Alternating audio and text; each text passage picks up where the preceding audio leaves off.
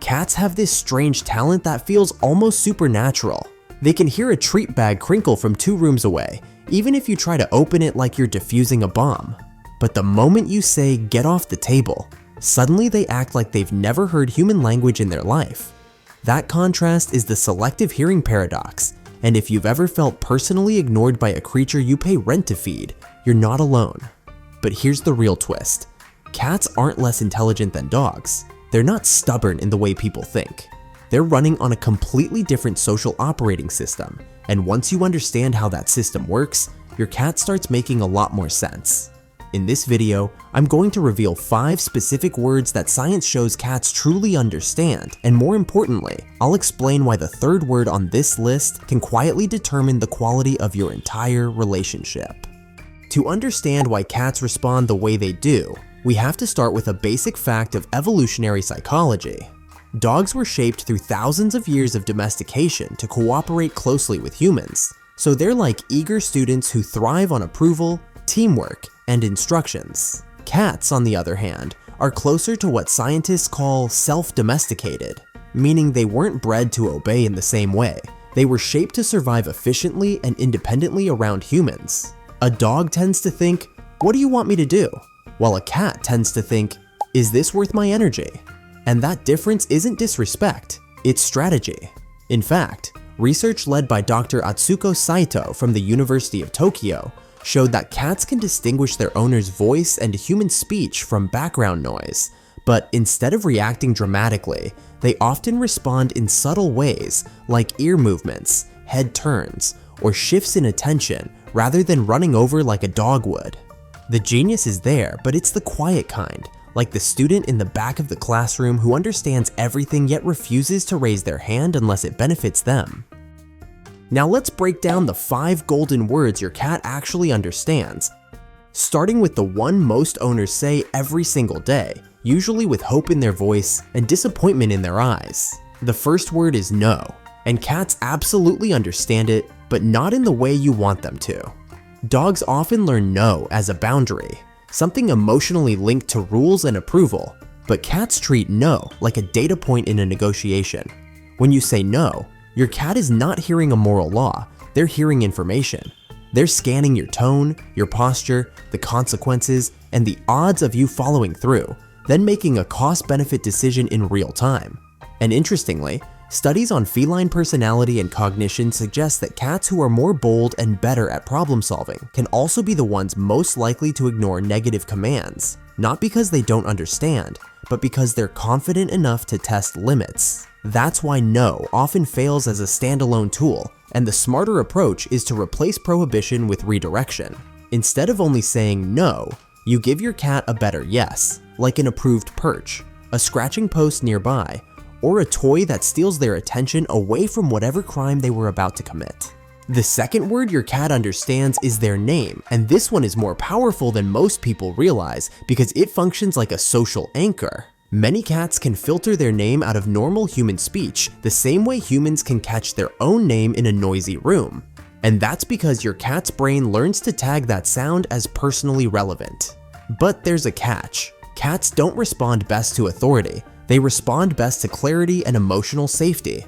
And research shows that higher-pitched, friendly tones tend to trigger better responses than deep, commanding voices. That classic baby talk voice might feel silly, but your cat hears it as non-threatening and socially warm, which makes them more willing to engage.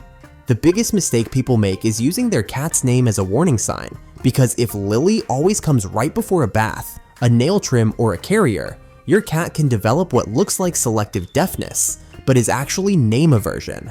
In their mind, their name stops being a friendly signal and starts becoming a predictor of stress, so the fix is simple but powerful.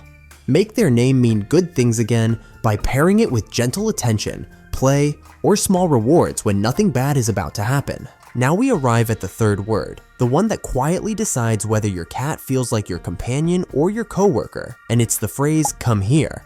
This is not a command to a cat, it's a business proposal. Cats are wired like freelancers, and freelancers do not work for free. When you say "come here," your cat immediately calculates value. Is there something rewarding waiting for me, or is this going to be a trap? This is why some cats will sprint to you one day and ignore you completely the next, because consistency depends on what history taught them happens after they arrive. If you want come here to become reliable, you have to build anticipatory behavior, meaning your cat learns that moving toward you always leads to something positive, whether it's a treat, praise, a quick toy session, or even a gentle chin scratch they love. The real revolution is using come here only in win-win situations for a while, because once your cat trusts that this phrase never leads to punishment or forced handling, your success rate can jump dramatically, and many owners can reach an 80% reliability level with the right positive conditioning. In other words, your cat isn't ignoring you, they're reviewing the contract. The fourth word is good job, and it may sound like something only dogs care about, but cats respond to emotional feedback far more than people think. Some research suggests that for many cats, social interaction can be as motivating as food, especially when the relationship bond is strong. Praise works on cats when it's genuine, consistent, and connected to a calm emotional energy, because cats are sensitive to micro-expressions, subtle shifts in your voice, and even the tension in your body. If your praise is warm and real, your cat notices, and over time, they begin to associate you with safety and positive emotional tone. This is where your relationship level can actually evolve, because good job isn't only reinforcement, it's emotional communication.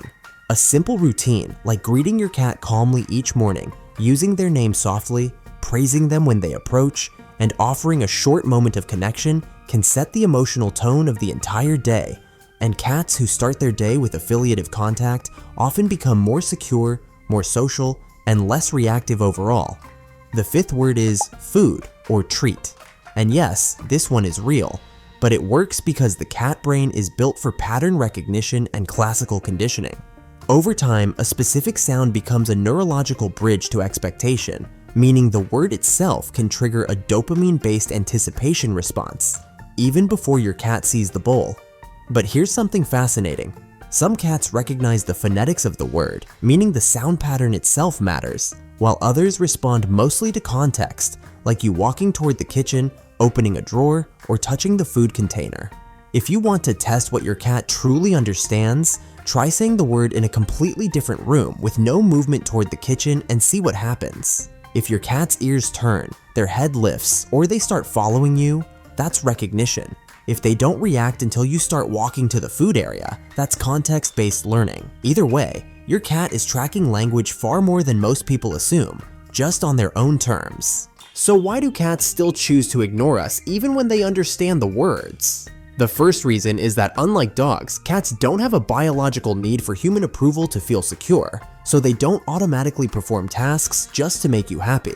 The second reason is energy conservation, because from a survival standpoint, unnecessary movement is wasted calories, and cats are built to be efficient hunters, not constant performers.